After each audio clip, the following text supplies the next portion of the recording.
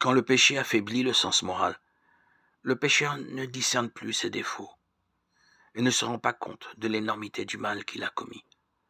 À moins qu'il ne se soumette à l'action du Saint-Esprit, il demeure dans un aveuglement relatif au sujet de ses péchés.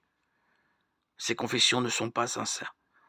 Chaque fois qu'il confesse une faute, il se hâte d'ajouter une excuse et d'alléguer certaines circonstances spéciales sans lesquelles il ne se serait jamais rendu coupable des actions qu'on lui reproche.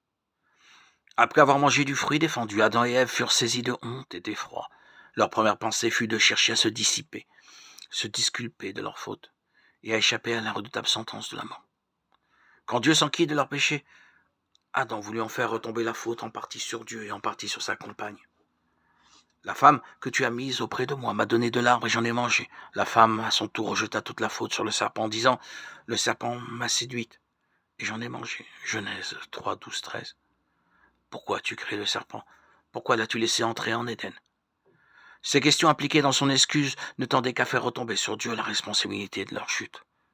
La tendance à excuser ses torts a pris naissance chez le père du mensonge et se manifeste chez tous les fils et toutes les filles d'Adam.